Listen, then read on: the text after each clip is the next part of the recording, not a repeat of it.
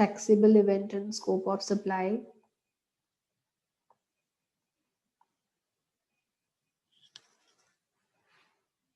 और इसमें हम लोग कर रहे थे about deemed supply. Deemed supply कि कौन कौन सी एक्टिविटीज ऐसी हैं जिनको आप सप्लाई मानते हैं, एंड डीम्ड सप्लाई का सेक्शन है आपका 7(1)(a). और डीम्ड सप्लाई में जो स्केड्यूल है that is your schedule 2।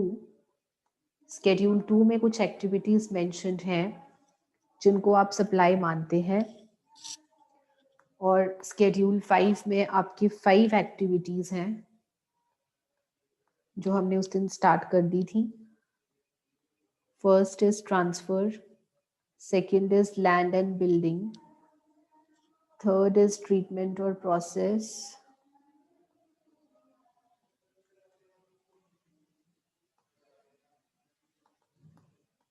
treatment or process, transfer of business assets,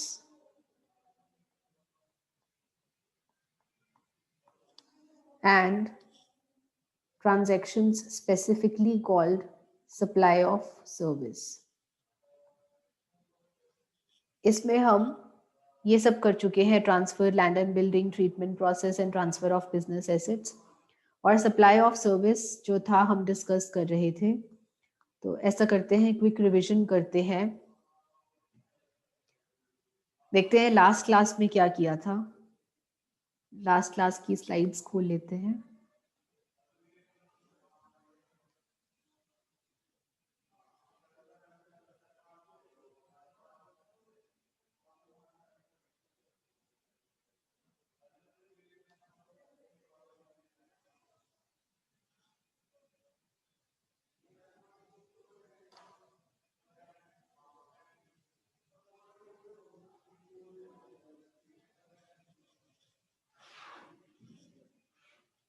Here we have the slides of the last lecture. Schedule 2 में हमने स्टार्ट किया था फर्स्ट ऑफ ऑल ट्रांसफर, और ट्रांसफर में मैंने आपको क्या बताया था कि जब हम गुड्स का मालिकाना हक ट्रांसफर कर देते हैं, गुड्स का अगर हम मालिकाना हक ट्रांसफर कर देते हैं तो उसे आप कहते हैं सप्लाई ऑफ गुड्स। और अगर हम गुड्स का मालिकाना हक ट्रांसफर नहीं करते बल्कि सिर्फ इस्तेमाल करने का हक ट्रांसफर करते हैं, then it is called supply of service. ठीक है जी। ट्रांसफर के बाद हमने नेक्स्ट किया था लैंड एंड बिल्डिंग। और लैंड एंड बिल्डिंग में मैंने आपको बताया था, क्योंकि land and building immovable property है और गुड्स की डेफिनेशन में इमूवेबल प्रॉपर्टी नहीं आती, तो जब आप लैंड एंड बिल्डिंग को सेल करते हैं आप उसे सप्लाई ऑफ गुड्स नहीं कह सकते। लेकिन अगर आप लैंड एंड बिल्डिंग को लीज पे या फिर रेंट पे या फिर लाइसेंस पे देते हैं तो ये दोनों चीजें सप्लाई ऑफ सर्विस के अंडर कवर हो जाती हैं। थर्ड हमने किया था ट्रीटमेंट एंड प्रोसेस। ट्रीटमेंट और प्रोसेस में मैंने आपको जॉब वर्क के बारे में बताया था कि जब एक पर्सन मैन्युफैक्चरिंग करके अनप्रोसेस्ड कुछ हाफ बना हुआ जो सामान है वो ट्रांसफर कर देता है दूसरे पर्सन को कि उसके ऊपर वो कुछ और एक्टिविटी करे, तो इसे आप जॉब वर्क कहते हैं। और जो जॉब वर्क की सर्विस है that is covered under supply. Transfer of business assets में हमने 3 केसेस करे थे। फर्स्ट केस था आपका ट्रांसफर ऑफ और डिस्पोजल ऑफ बिजनेस एसेट्स, कि जब आप बिजनेस एसेट्स का निपटारा करते हैं, इसको आप डिस्पोज ऑफ कर देते हैं, इसे आप कहते हैं सप्लाई ऑफ गुड्स। और सप्लाई ऑफ गुड्स है तो इसके ऊपर जीएसटी आपको पे करना पड़ेगा।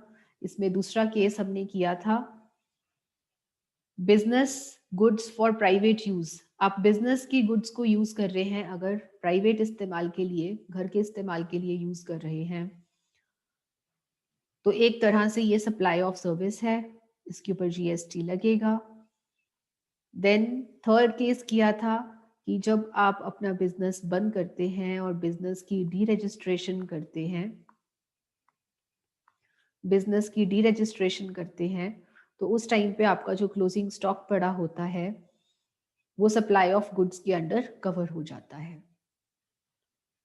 और फिर हमने स्टार्ट करी थी ऐसी ट्रांजैक्शंस जिनको कि आप सप्लाई ऑफ सर्विस मानते हैं। ऐसी 6 ट्रांजैक्शंस हैं जिसमें हम इमूवेबल प्रॉपर्टी के बारे में बात कर चुके हैं कि अगर आप इमूवेबल प्रॉपर्टी जैसे कि लैंड, बिल्डिंग या फिक्स्ड मशीनरी को आप किसी को इस्तेमाल करने के लिए देते हैं, आप इस्तेमाल करने का हक ट्रांसफर करते हैं, तो ये सप्लाई ऑफ सर्विस में आएगा। आप कोई कॉम्प्लेक्स या फिर बिल्डिंग कंस्ट्रक्ट करते हैं तो कंस्ट्रक्शन की सर्विस प्रोवाइड कर रहे हैं आप एक तरीके से, this is supply of service.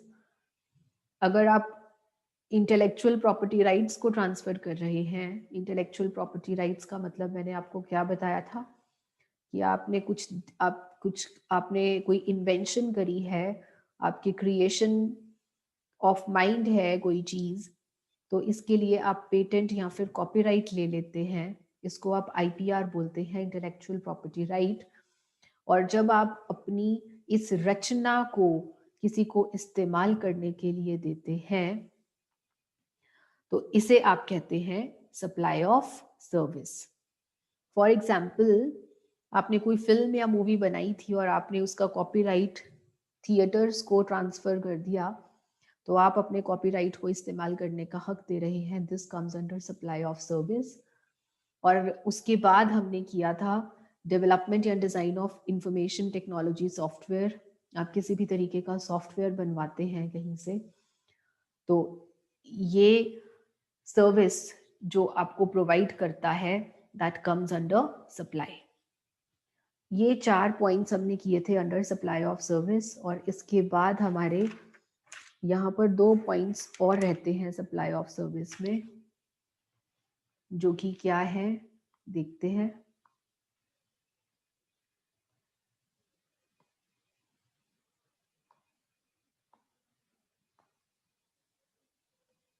सो ये हो गया हमारा, this part is done, transfer, land and building, treatment process, transfer of business assets. Supply of service में क्या क्या कर रहे हैं हम, क्या क्या कर चुके हैं। फर्स्ट हम कर चुके हैं इमूवेबल प्रॉपर्टी को रेंट पर देना, रेंटिंग इमूवेबल प्रॉपर्टी।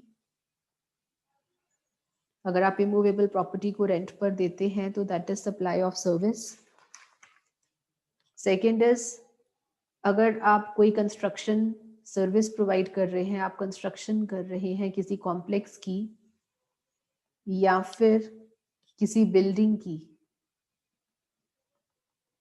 कंस्ट्रक्शन कर रहे हैं, this is supply of service.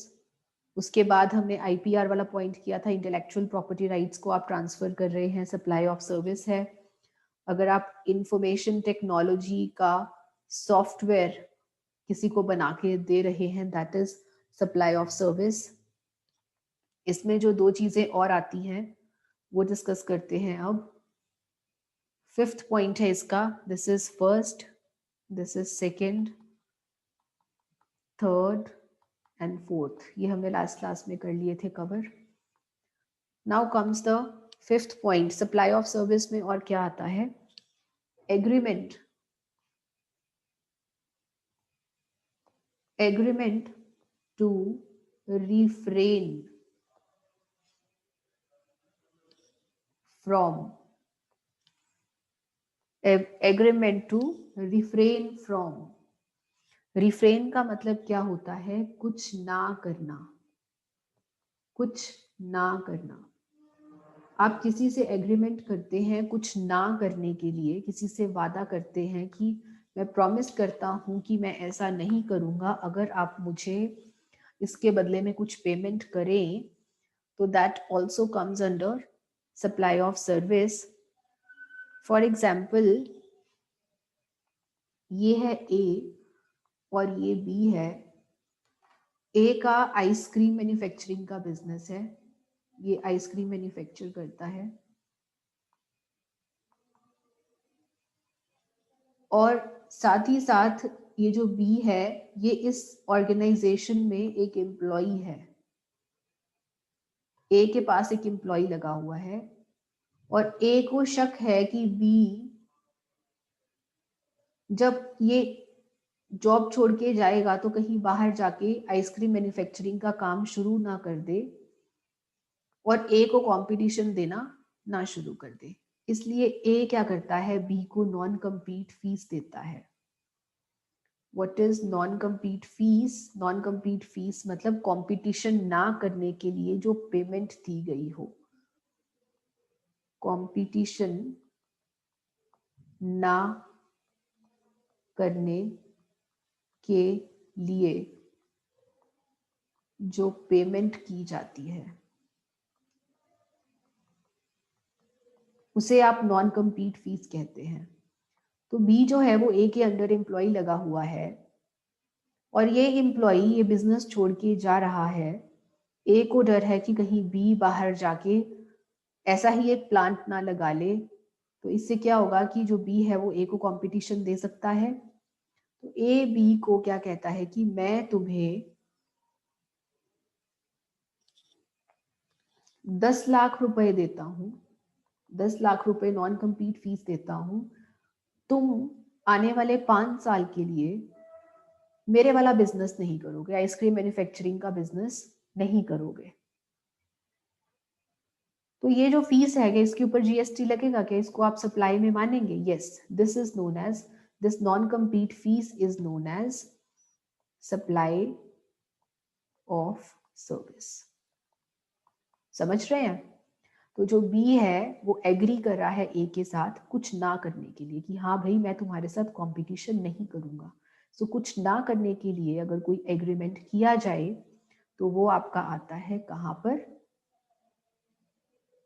Supply of service के अंदर। और सप्लाई ऑफ सर्विस में लास्ट क्या आता है? सिक्स्थ, जिसको हम बार बार डिस्कस कर चुके हैं, transfer of right to use the goods. जब आप गुड्स को ट्रांसफर करते हैं that is known as supply of goods. लेकिन जब आप गुड्स का मालिकाना हक ट्रांसफर नहीं करते, आप गुड्स को इस्तेमाल करने का हक, ये तो हम बार बार कर चुके हैं, जब आप गुड्स को इस्तेमाल करने का हक ट्रांसफर करते हैं तो आप उसे क्या कहते हैं? This is known as supply of service. जिसमें मैंने आपको कार का एग्जाम्पल दिया था कि जब ए बी को कार सेल कर देता है, इसे आप कहते हैं सप्लाई ऑफ गुड्स। लेकिन अगर ए बी को कार सिर्फ यूज करने के लिए देता है, कार देता है लेकिन सिर्फ यूज करने के लिए, इस्तेमाल करने के लिए देता है, that is known as supply of service.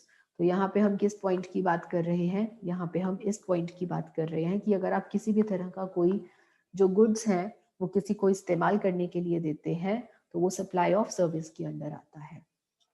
So with this we are done with deemed supply, that is section 7(1)(a। और इसके साथ ही अब हमारा क्या कवर हो चुका है? दोबारा से चार्ट बनाते हैं सेक्शन 7 का। क्या था सेक्शन 7 आपका? Section 7 relates to what? Scope of supply. और इसमें मैंने आपको कहा था कि हम क्या कवर करेंगे। सबसे पहले हम कवर करेंगे सेक्शन 7(1) जो कि हमारा हो चुका है, नॉर्मल और टैक्सेबल सप्लाईज वाला, है ना जी? This part is done. उसके बाद मैंने आपको बताया था हम लोग कवर करेंगे सेक्शन 7(1)(a) डीम्ड सप्लाईज। ये पार्ट हमारा खत्म हो गया। Then I told you about section 7(2) जिसमें हम लोग बात करेंगे नॉन टैक्सेबल सप्लाईज। ये हमारा आज का टॉपिक है, नॉन टैक्सेबल सप्लाईज। ये स्टार्ट करेंगे आज हम।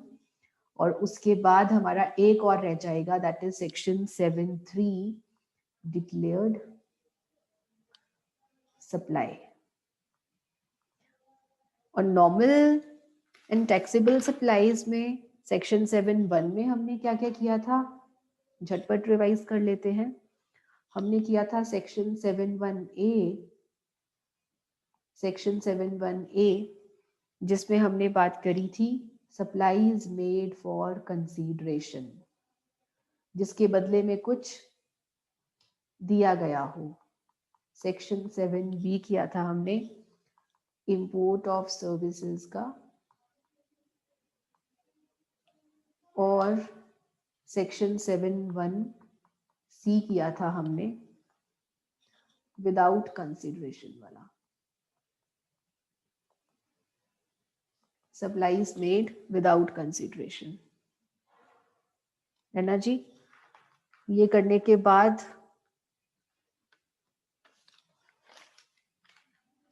यहां पर हमने बात करी थी विदाउट कंसीडरेशन में कौन से स्केड्यूल की, यहां पर हमने बात करी थी स्केड्यूल 1 की, सप्लाईज मेड विदाउट कंसीडरेशन। और इसमें हमने 4 केसेस की बात करी थी। कौन कौन से थे वो 4 केसेस? वो 4 केसेस थे transfer of supply, transfer of business assets, जब आप बिजनेस एसेट्स का निपटारा करते हैं बदले में कुछ ना भी मिला हो तो भी सप्लाई में आता है। फिर हमने बात करी थी रिलेटेड पर्सन्स या डिस्टिंक्ट पर्सन्स वाली, कि इनके बीच में अगर कुछ लेन देन हो रहा है विदाउट कंसीडरेशन तो भी इसको सप्लाई माना जाएगा।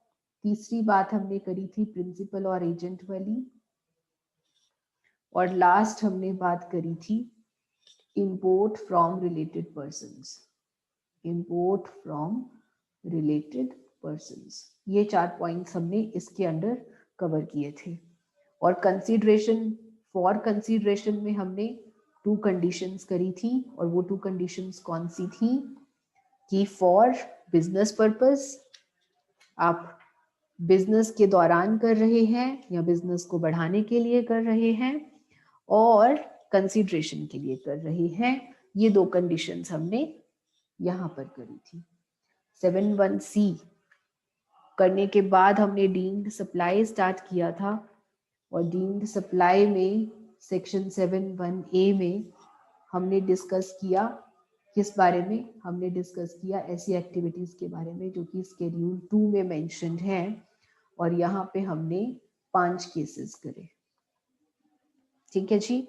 सो ये पार्ट हमारा खत्म हो चुका है, और आज हमें स्टार्ट करना है section 7(2), that is non taxable supplies. आज का हमारा ये टॉपिक है, this is our topic for today. तो चलिए देखते हैं।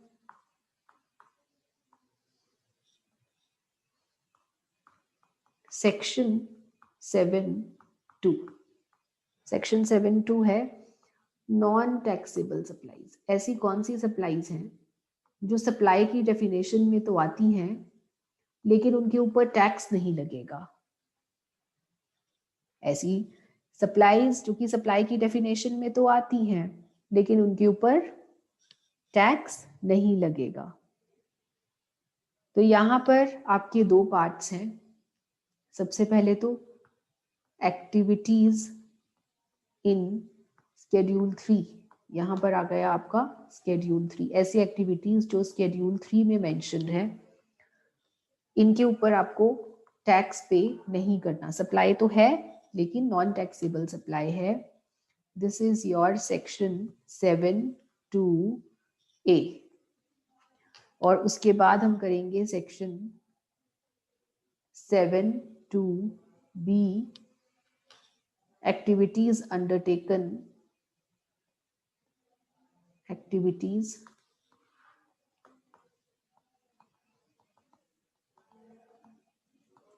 Undertaken by the government. जो काम गवर्नमेंट करती है ये एक्टिविटीज आती हैं अंडर स्केड्यूल 4। समझ रहे हैं बात? देखिए किस तरह से स्केड्यूल्स चल रहे हैं आपके। सेक्शन 7(1) में हमने स्केड्यूल 1 की बात करी थी, 7(1)(a) में हमने स्केड्यूल 2 की बात करी थी, and now will be talking about schedule 3 and schedule 4। तो स्केड्यूल 3 की बात हम करेंगे, लेकिन क्यों ना हम छोटा काम पहले कर लें। छोटा काम है ये, यहाँ पर 2 लाइनों में आपकी चीज खत्म हो जाएगी। सो ये पार्ट हम पहले कर लेते हैं।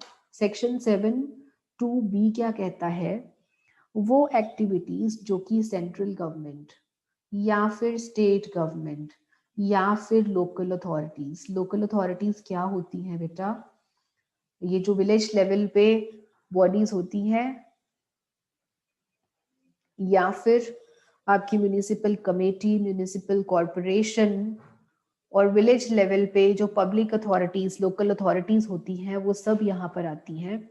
सो अगर सेंट्रल गवर्नमेंट, स्टेट गवर्नमेंट या लोकल अथॉरिटीज अगर जनता को कोई सर्विसेज प्रोवाइड कर रही हैं, जनता को कोई सर्विसेज प्रोवाइड कर रही हैं, तो वो एक्टिविटीज सप्लाई नहीं है। सप्लाई तो है लेकिन नॉन टैक्सेबल सप्लाईज हैं। समझ रहे हैं बात? एक तरफ तो सप्लाई कह रहे हैं आप, अब हर तरह की सप्लाई के ऊपर टैक्स नहीं लगता, ये बात आप ध्यान रखें। कुछ सप्लाईज ऐसे भी हैं जिनके ऊपर टैक्स नहीं लगता, they are known as non taxable supplies. So अगर सेंट्रल गवर्नमेंट, स्टेट गवर्नमेंट या लोकल अथॉरिटी जनता को, देश की जनता को किसी भी तरह की कोई एक्टिविटीज प्रोवाइड कर रही है, कुछ सेवाएं प्रदान कर रही हैं जो कि स्केड्यूल 4 में मेंशन्ड है, तो ऐसी एक्टिविटीज के ऊपर आपको जीएसटी पे नहीं करना।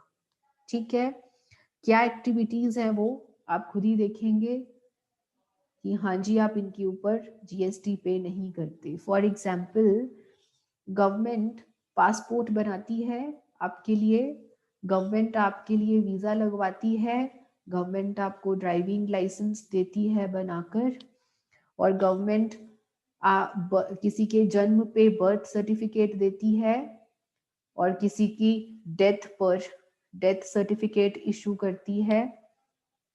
हाँ जी, करती है या नहीं? तो ये सब एक्टिविटीज ऐसी होती हैं जो कि सेंट्रल गवर्नमेंट, स्टेट गवर्नमेंट और लोकल अथॉरिटीज अगर पब्लिक को प्रोवाइड करती हैं तो ये नॉन टैक्सेबल है, और नॉन टैक्सेबल का मतलब इसके ऊपर आपको जीएसटी पे नहीं करना।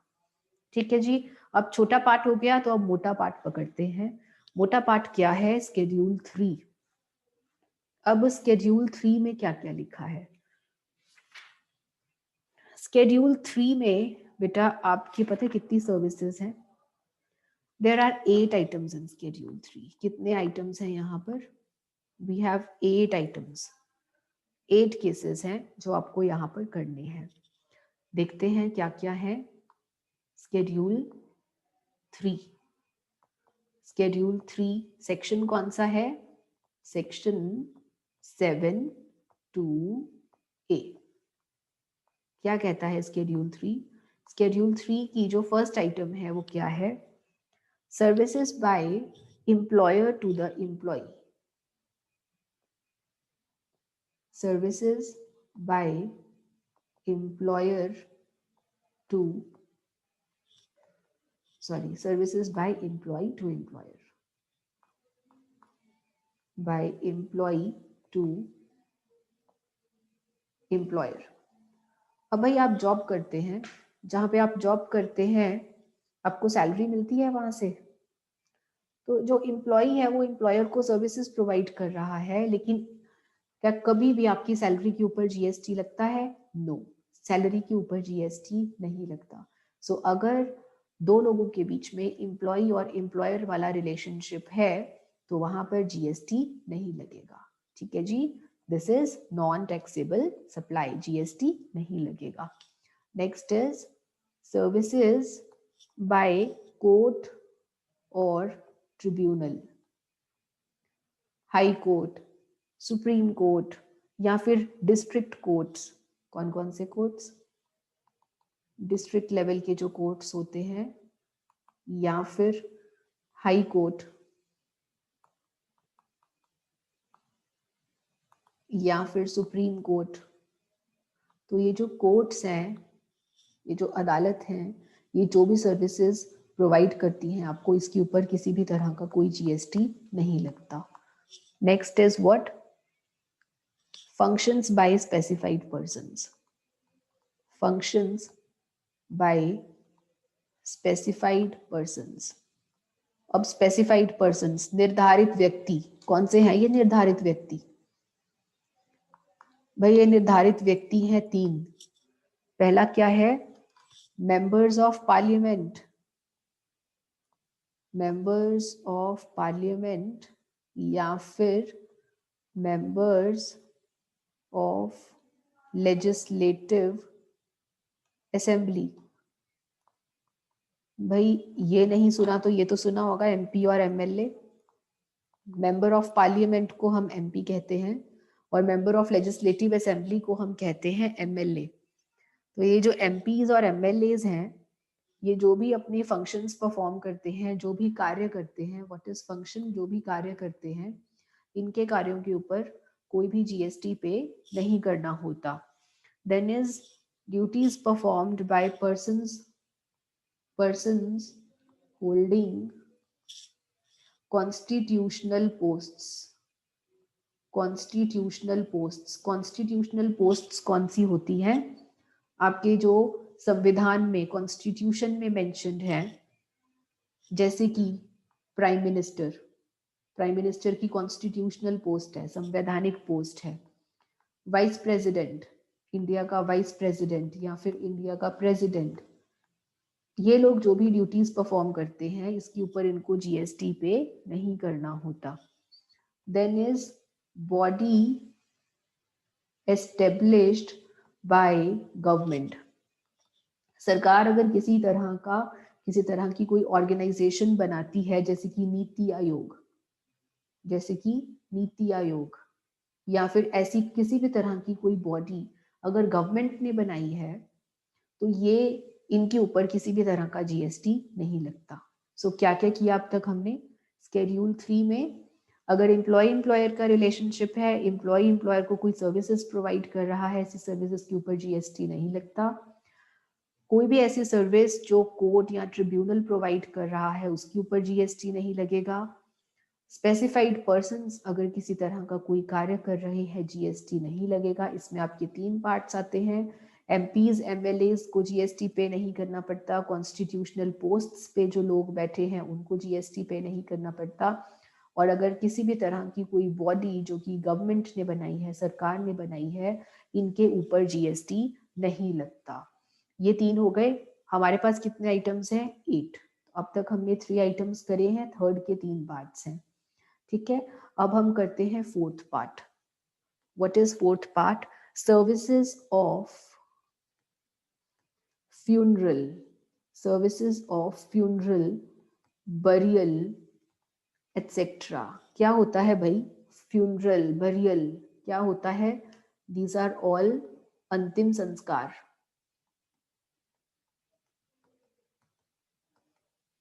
भाई किसी धर्म में डेड बॉडी को जला दिया जाता है और किसी धर्म में डेड बॉडी को बरी कर दिया जाता है। बरी मतलब दफना दिया जाता है।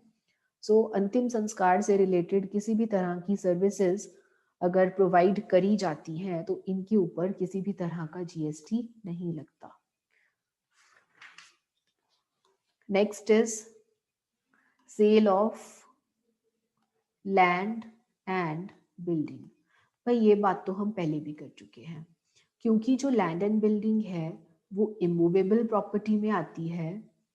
किसमें आती है? लैंड एंड बिल्डिंग क्या है? Immovable property. Immovable property. अब भाई हमने जब गुड्स की डेफिनेशन करी थी तो हमने कहा था कि जीएसटी तो सिर्फ मूवेबल प्रॉपर्टी के ऊपर लगता है। तो अगर land and building immovable property है और अगर आप इसको सेल कर रहे हैं, तो क्या इसके ऊपर जीएसटी लगना चाहिए? नहीं। सो अगर आप लैंड एंड बिल्डिंग को सेल कर रहे हैं तो अकॉर्डिंगली इसके ऊपर जीएसटी नहीं लगता। लेकिन यहाँ पर हमें कुछ और बातें करनी है। क्या बातें करनी है? यहाँ पर हम 1-2 केसेस कर लेते हैं, बड़े इंपॉर्टेंट है ये केसेस।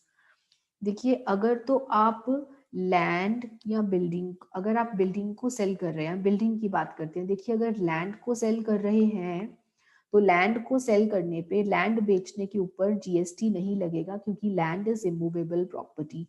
लेकिन अगर आप लैंड को किराए पर देते हैं, अगर आप इसको किराए पे देते हैं ये पार्ट हम कर चुके हैं डीम्ड सप्लाई में, कि अगर आप लैंड को किराए पर देते हैं उसके ऊपर आपको जीएसटी पे करना होता है, क्योंकि लैंड को किराए पे देना is what is supply of service. ठीक है जी। लेकिन लैंड को अगर आप सेल कर रहे हैं तो ये सप्लाई में नहीं आता। सेल ऑफ बिल्डिंग, अगर आप बिल्डिंग को सेल कर रहे हैं आफ्टर, बिल्डिंग को सेल कर रहे हैं after completion certificate is issued, after completion certificate is issued, जब आपकी बिल्डिंग कंप्लीट हो जाती है उसके बाद आपको कंप्लीशन सर्टिफिकेट लेना पड़ता है म्युनिसिपल कॉर्पोरेशन से, सरकार से आपको कंप्लीशन सर्टिफिकेट लेना पड़ता है।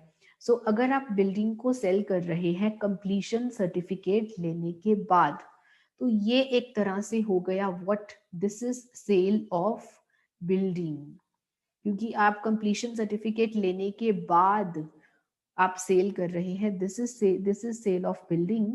और सेल ऑफ बिल्डिंग सप्लाई के अंडर नहीं आता, और क्योंकि सप्लाई के अंडर नहीं आता तो जीएसटी भी नहीं लगेगा। दूसरी बात हम करते हैं सेल ऑफ बिल्डिंग, जहां पे आप बिल्डिंग सेल तो कर रहे हैं लेकिन before completion, before completion certificate is issued, completion certificate issue होने से पहले ही आपने सेल कर दिया, तो ये आपका सेल ऑफ गुड्स में नहीं आता, ये आपका सेल ऑफ गुड्स में आता है। और सेल ऑफ गुड्स या सेल ऑफ बिल्डिंग के ऊपर आपको सप्लाई नहीं पे कर, this is not supply sale of building, और इसलिए ये सप्लाई के अंडर नहीं आता। लेकिन यहाँ पर क्योंकि before completion certificate is issued है, तो ये आपका आ जाएगा सप्लाई ऑफ सर्विस में, ये कहाँ पर आ जाएगा, सप्लाई ऑफ सर्विस। और क्योंकि ये सप्लाई ऑफ सर्विस में आता है तो इसके ऊपर जीएसटी लगेगा। समझ रहे हैं बात? लेकिन अगर आप अंडर कंस्ट्रक्शन प्रॉपर्टी है, under construction property, under construction property को सेल कर रहे हैं, this is also supply of service, और इसके ऊपर आपको जीएसटी पे करना है। सो कहने का मतलब क्या है कि टैक्स किसके ऊपर नहीं लगेगा, इसके ऊपर नहीं लगेगा। अगर आप इमूवेबल प्रॉपर्टी को सेल कर रहे हैं, लैंड एंड बिल्डिंग को सेल कर रहे हैं, तो this is non taxable supplies के ऊपर जीएसटी नहीं लगेगा। लेकिन अगर आप बिफोर कंप्लीशन सर्टिफिकेट कर रहे हैं तो this is supply of service, इसके ऊपर आपको जीएसटी पे करना पड़ेगा। तो यहाँ पर हम जिस बारे में बात कर रहे हैं वो हम बात कर रहे हैं इस बारे में, दिस इज नॉन टैक्सेबल। इन दोनों के बारे में हम बात नहीं कर रहे, दिस इज नॉन टैक्सेबल, लेकिन ये दोनों टैक्सेबल हैं। सो यहाँ पर जब हम नॉन टैक्सेबल सप्लाईज की बात कर रहे हैं तो यहाँ पर हम उस लैंड एंड उस बिल्डिंग की बात कर रहे हैं जो कि बेची गई है after completion certificate is issued. So मोटी बात यह है कि अगर आप लैंड एंड बिल्डिंग को सेल कर रहे हैं, क्योंकि वो इमूवेबल प्रॉपर्टी है और इमूवेबल प्रॉपर्टी की सेल के ऊपर जीएसटी नहीं लगता, सो यहाँ पर लैंड एंड बिल्डिंग को अगर आप सेल कर रहे हैं तो इसके ऊपर आपको जीएसटी पे नहीं करना। This will be covered under what, this will be covered under non taxable supplies. उसके बाद आपका आता है sixth item, that is actionable claims. Actionable claims,